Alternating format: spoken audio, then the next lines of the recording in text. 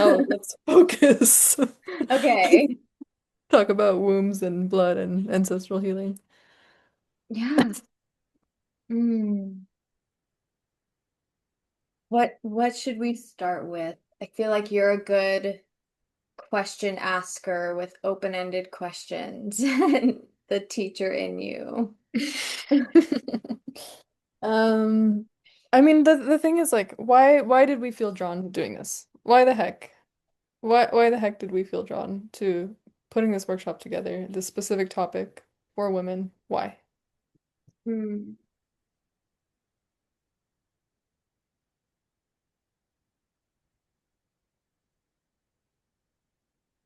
I think women feel a disconnection from their own cycles. Um, there's a lot of pressure put on us to kind of like ignore or bypass our cycles so we become better participants like of the system, I would say. Yeah. And in order for us to be like productive and uh have the output of like a more masculine energy, we kind of have to ignore the fluctuations in our cycles that happen like hormonally throughout our menstrual cycle. And I think more and more women are starting to feel called to center back into themselves, into connection with their cycle. And this is a space for women to have the chance to do that even more. To just continue building an understanding and foundation for being in right relationship with their bodies and their cycles. And I've talked about this a little bit, but I think the more that every single woman has an understanding of the physiology of her body, the more that ripples out into the world. And then, like, the more compassion that we have for women and what we're actually experiencing throughout our cycles. And yeah, I just think it's like the chance for women to actually be seen in our like totality without the pressure to like be or do or perform anything a certain way, but Mm-hmm. actually have compassion for what's showing up for us. Mm-hmm. Mm-hmm. Totally, totally. Yeah, and I think that's such a huge switch from like that pressure. Like it's almost like a accumulated unspoken pressure of like fit into a man's world. Yeah. Like the daily grind. Like I feel like I always resented school because I had to go to school on my period when I actually just wanted to stay home and be in bed, you know? Mhm. Like that sort of thing of like, wow, this world is not designed for us. And like that accumulated pressure just like gets stored in our bodies and our psyches over generations, and it's like all accumulated in our bodies. So I think it's so freaking beautiful that we get to like become aware of our cycles and come back to that knowing so that we can like show ourselves the love that we deserve and like center ourselves, our bodies and our health and the cycles that we're meant to um be a part of. Mhm. Yeah, I agree. I love the word that you used, pressure, um, and how that like gets pushed down in our bodies. This like pressure to, show up a certain way in a man's world, and how that can then like influence how our bodies respond to like the stimuli. Hmm. Yeah. Why did we choose this day, August 1st? Why now? Why is this important? That's such a good question. And I feel like Actually, Morgan was the one who brought it to my attention that it's like the midpoint between the summer solstice and the fall equinox called Lunasa. I don't know if I'm saying that right, but it's a Celtic feast day or holiday where um I guess it's celebrating the harvest or the beginning of the harvest. I'm Yeah, not the sure. beginning of the harvest season, yeah. There we go, the beginning of the harvest season. So it's like the Um, first harvest of the season. yes, the first harvest of the season, which reminded us of the first menstrual cycle, like the first real, like feminine cycle that women go through, like starting at a young age. Um, so yeah, we just thought that was beautiful and perfect timing to reflect on our own first cycle and how that experience was and how that sets the tone for all the subsequent cycles. And then also to reflect on how would we now give our inner child like a first cycle? How would we celebrate it? How would we like mark that day as a special day? That literally a physical initiation into womanhood. So Mm. that's all the meaning for me behind that day. What about you, Morgan? I feel Yeah. like we're on a radio show. Yeah. Um, yeah, I agree. I feel like yeah, a lot of us didn't have the like menarche rite of passage story that I think we didn't even know that we wanted or was possible for us. And I think every time we reflect and are able to hold our stories with love and reverence and, kind of like forgiveness and compassion, the more that we tend to these parts of us, like we can't go back and change what happened, but we can change how we respond to our circumstances. Um, and I think this is a way for us to do that.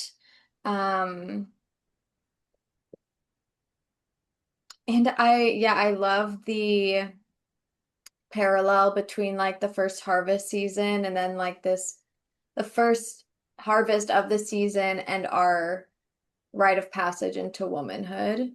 Um, because both have so much to give us, right? Like the harvest nourishes us and feeds our families, feeds us, but also like in the same breath, like our menstrual cycles have the opportunity to do that because they're like asking us to go deeper into ourselves as women and be able to, we're experiencing a whole new set of symptoms with menstrual Mm, cycles and when we enter that stage of our life and it's like actually asking us to slow down and meet us where we are.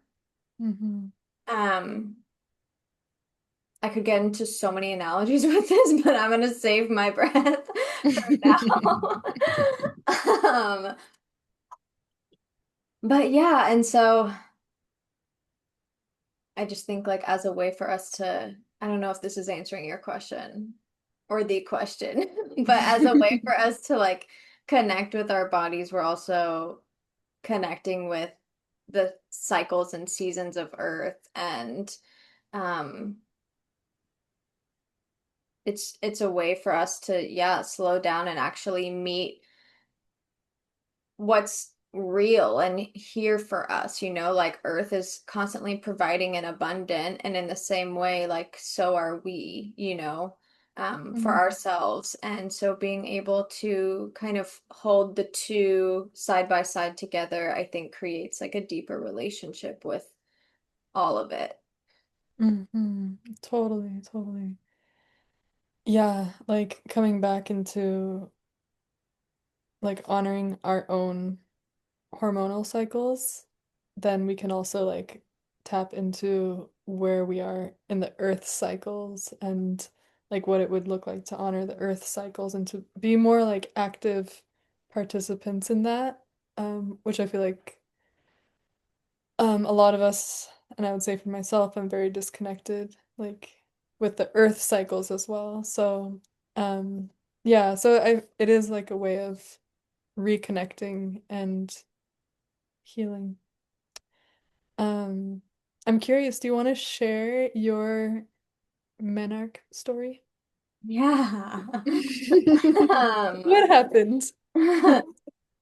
Um, so before I started like my real first true bleed, I kind of had like spotting bleeds. Um, and I didn't really understand what was to come per se with a real actual bleed. And so my first real bleed was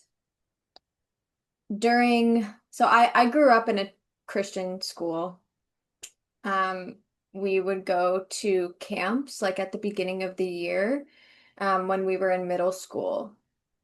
And I think it was specifically for eighth grade trips. They would take the eighth graders to this local camp, like in the woods in Florida. And so it was like September. We all went to this camp, and I remember feeling a little bit crampy, and I think it was literally like our first night there. And again, like I hadn't really experienced a first true bleed, so I didn't understand fully what was happening. And so, but I remember going to the bathroom and just like having so much blood come out. And it was a shared bathroom, like with stalls in our cabin. Um, and I basically clogged the toilet with toilet paper, trying to take control of how much blood was coming out of me. Mm.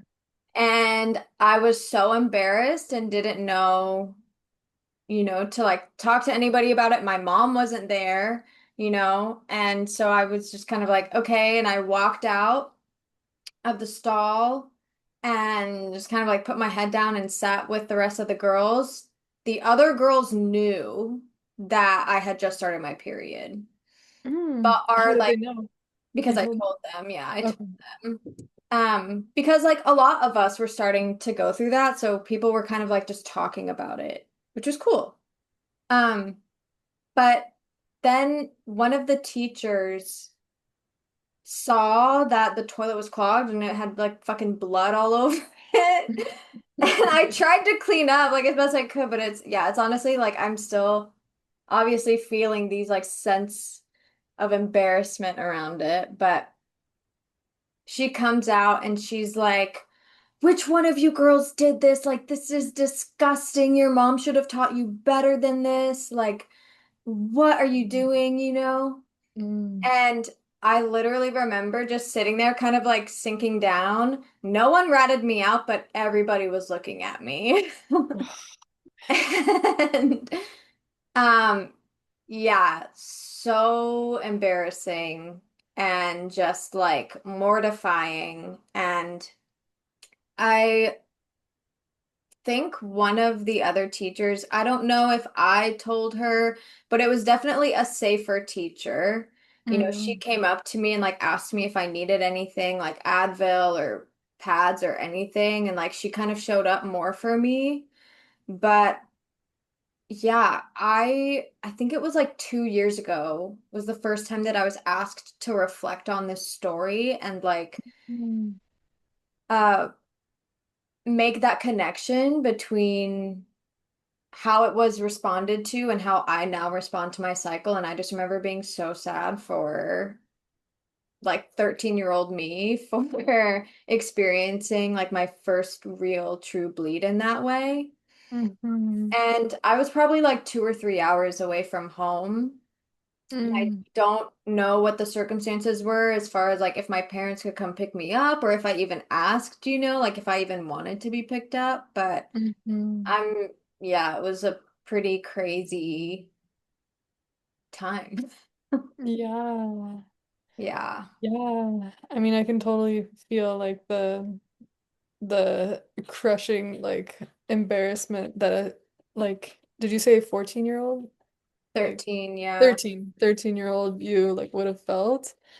Um and yeah, like and I feel like it's not an uncommon experience. Like, so many young girls go through that.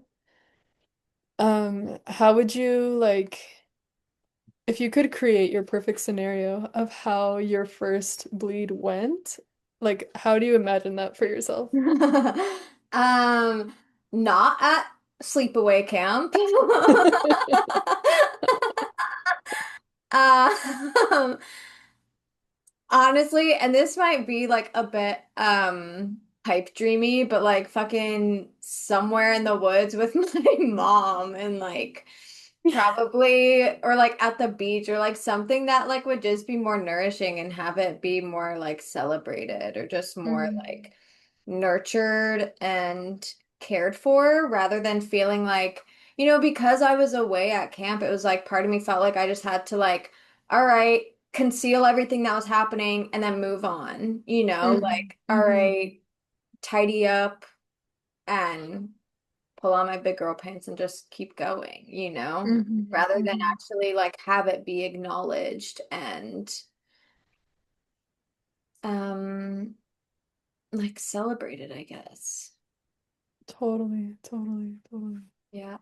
I have more questions I'm gonna keep asking. Is that okay if I ask more Yeah. questions? Okay. Um, like, how do you feel like that energy or that pressure of just like, all right, tidy up and move on? Like, do you feel like that has been like a reoccurring a theme in your life? Like, have you experienced that in other situations as well? Mm, I think in some ways, yeah, it's like the pushing to the side of what's really happening Yeah. has been like a reoccurring theme.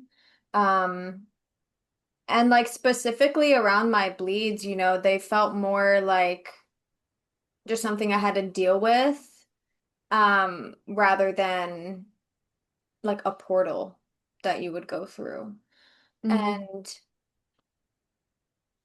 I was also on birth control for a lot, like for almost 10 years. And so that changed the quality of my bleeds and what actually was coming up for me, right? Because they weren't like true bleeds. mm-hmm. So I think now it's kind of shifted, but I still had the same response then with like my bleeds throughout of just kind of, yeah, like dealing with it, taking the proper measures and just like moving on, like not actually honoring what was coming up for me.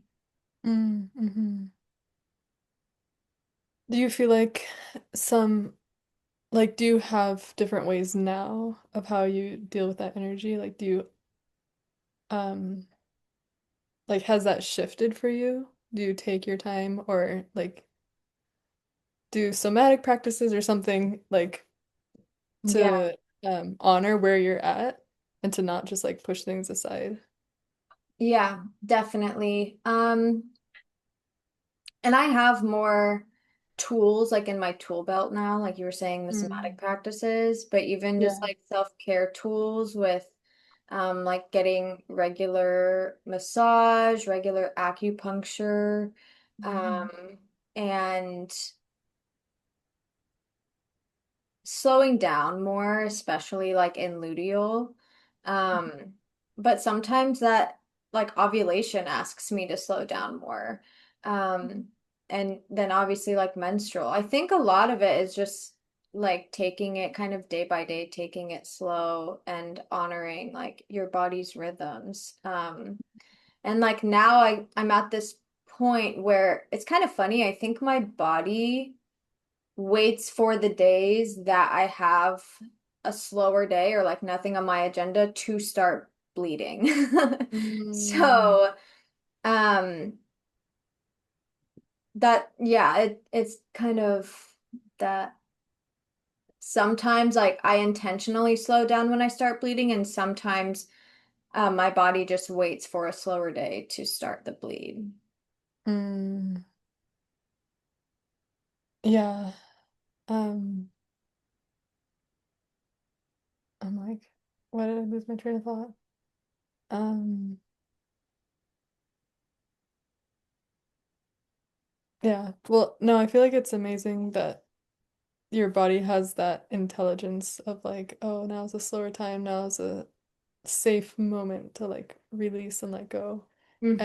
And yeah, obviously you have so many more tools and stuff to like honor like where you're at and how to take care of your body and all these things that like obviously we wish we would have known when we were younger.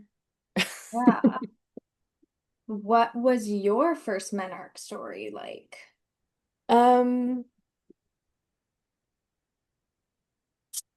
I don't think like I had an older sister and I feel like I benefited from her going through everything first. So she got her period first, so I knew what it was, and I had like older cousins that explained to me, like, oh, this happens. I remember I had a super sweet older cousin. I love her so much. And she like super lovingly explained, like, oh, like the body of a woman like wants to prepare to make a baby, so it like you can pretend that they're building like a little nest and there's like a little cradle and just like to prepare for the baby, but if the baby doesn't come, then it has to release all that stuff. So like I had it in my mind of what it was. So super grateful for my family. I don't think my mom ever explained it though. So it was like had some support, but not really like from my mom. Um, and I think I just came home from school one day and like saw my underwear and I was like, oh no, it's here. Must have been like sixth grade, I think. And then I showed my mom and I was like, Mommy, look, my underwear. Um, and then she's like, oh, you're a lady now, like that sort of thing. And then she's like, okay, like use these pads and like you're all set. Like that was it, you know? It Yeah. was it wasn't like a special moment. It was just like a whatever afternoon after school, you know? Yeah. And there's definitely a part of me that was like I read in Christiane Northrup's book, Women's Body, Women's Wisdom, of like she set up this whole scene of like, oh, imagine like your first bleed, you were celebrated, you had a beautiful like red cake, and like your family like brought you gifts and your dad gave you like a beautiful necklace to honor that you're a woman and just like imagine that energy of like celebrating the fact that you are now like a woman. That's like a huge rite of passage like in your life, literally like a milestone, you know? Mhm. And um just how different, like how much more like self-worth and confidence I would have had of being like, "Oh my God, this is a beautiful thing. This is like like God's gift. This is like such a beautiful like honor that I get to hold and carry for, you know, years and years and years, decades." Um, yeah. So I just always remember that and like hope that one day I can do that for my kids. Mhm. Um, but until I have my own kids, I'll just do it for my own inner child, you know, Yeah. Yeah. and talk about it and gather in groups of women and talk about it. Yeah. For sure. Um, Speaking of like gathering in groups of women, what does that like do for you? Ooh, that's a good question. I feel like it's so powerful. It's so like everything that we talk about, I feel like gets amplified because like we all have our own knowing and our own intuition and our wombs and we're all like on some level, even if we are disconnected in some way, like on some level like resonate at this like womb vibration.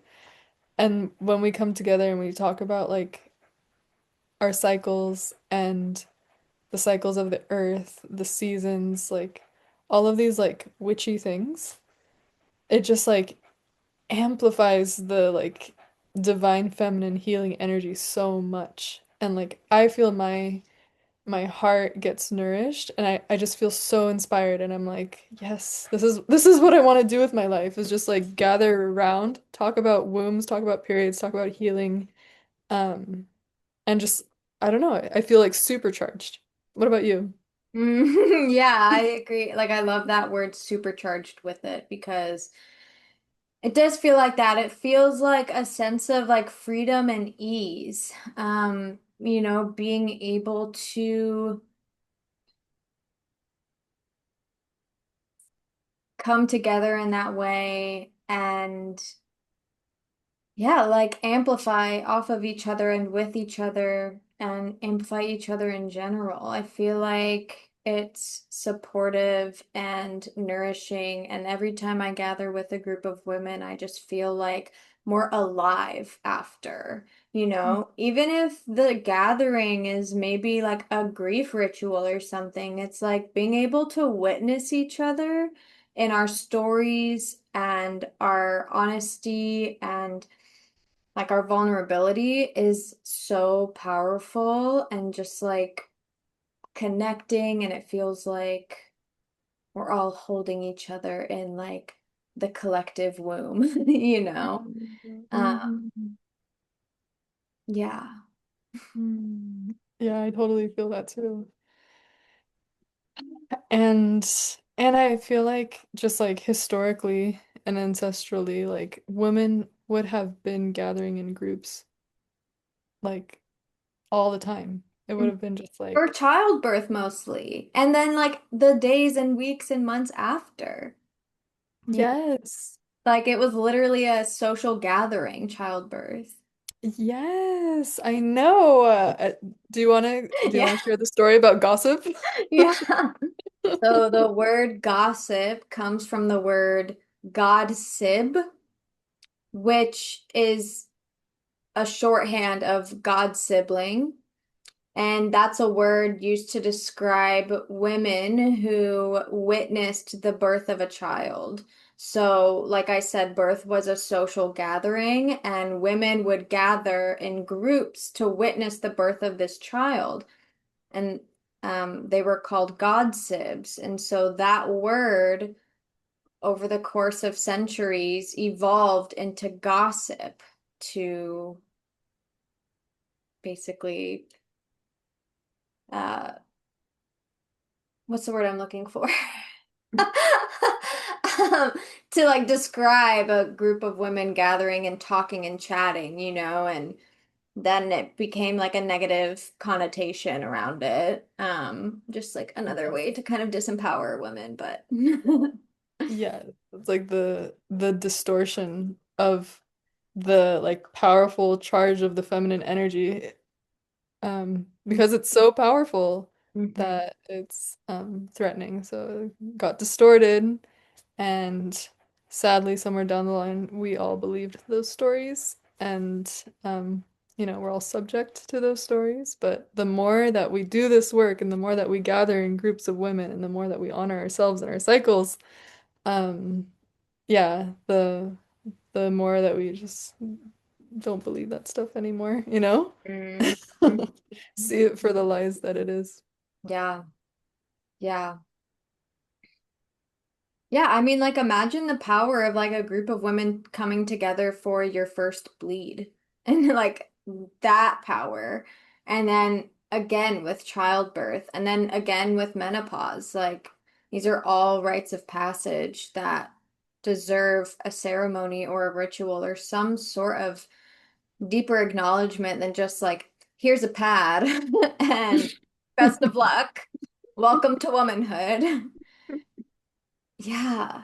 And I often grieve like the amount of women that I hear speak on the woes of getting old and the woes of going through menopause, the woes of going through like when they reflect on what their periods were like and they were like they sucked, like they were awful.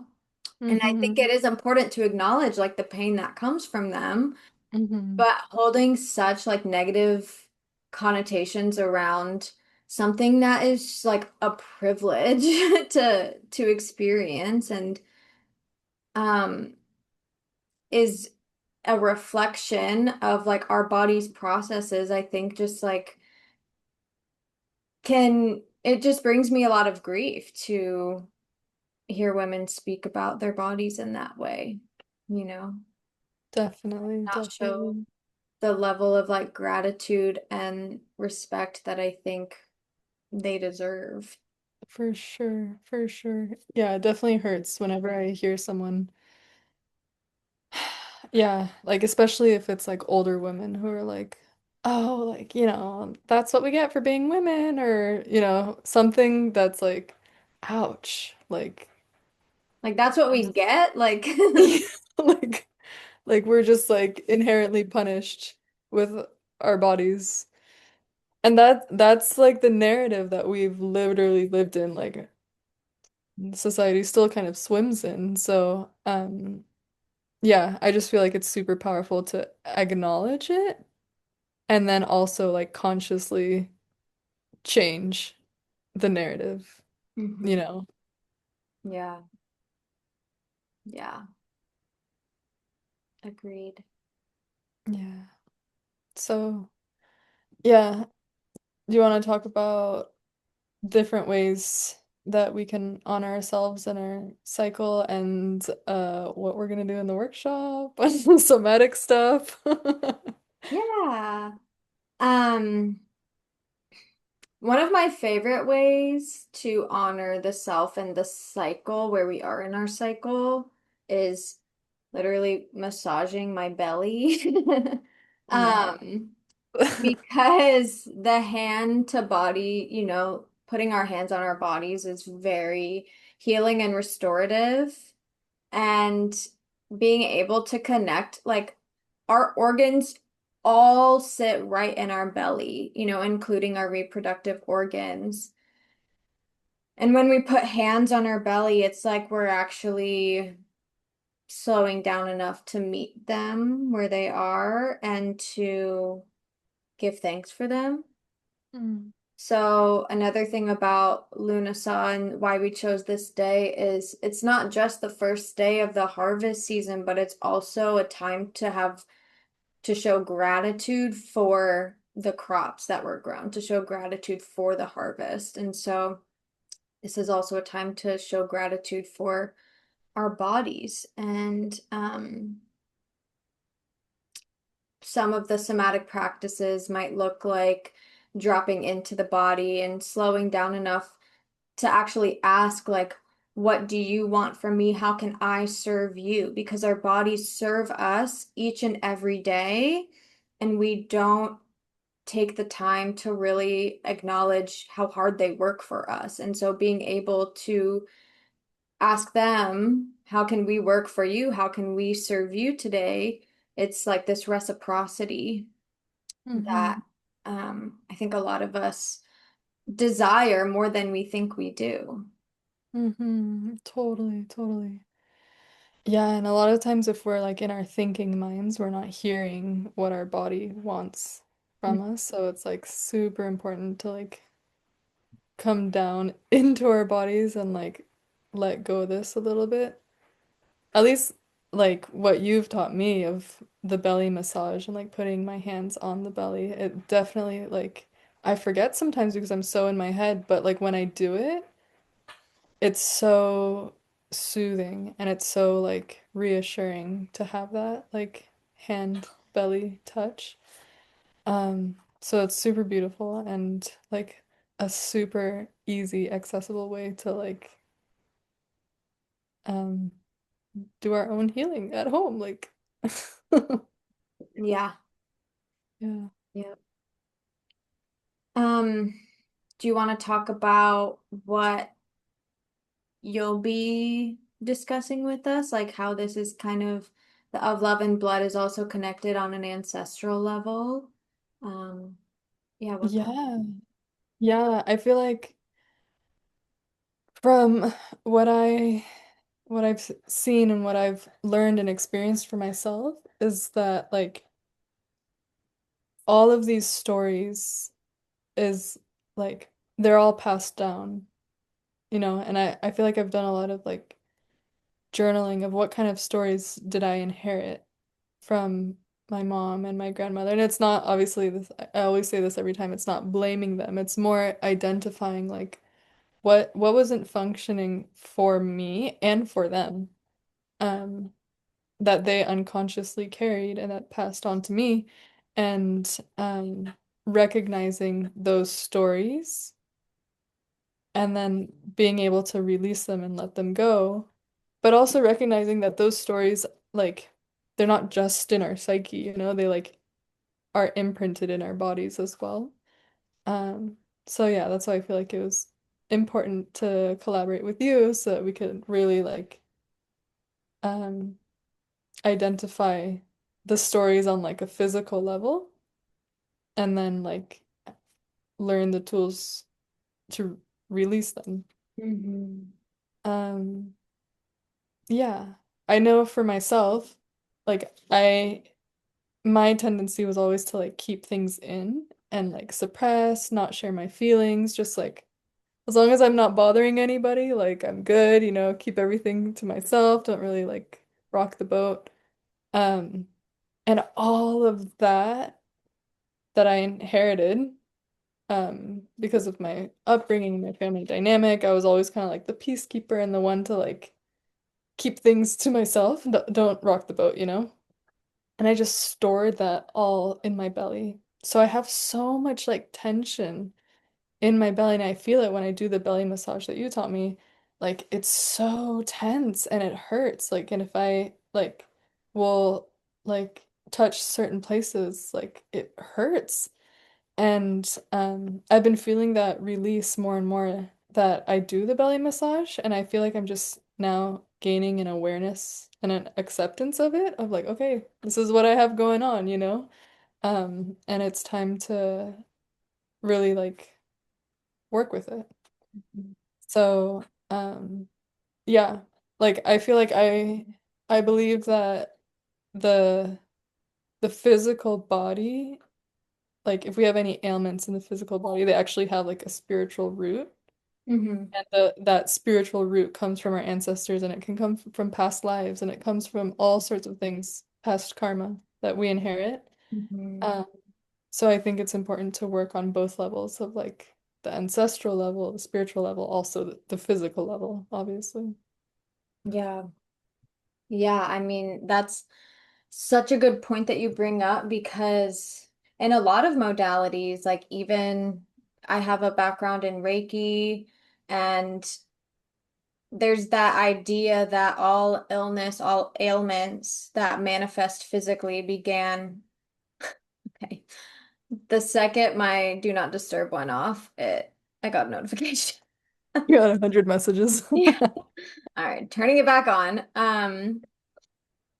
But yeah, the idea that all of our physical ailments began as energetic disturbances, right? Like you can Mhm. trace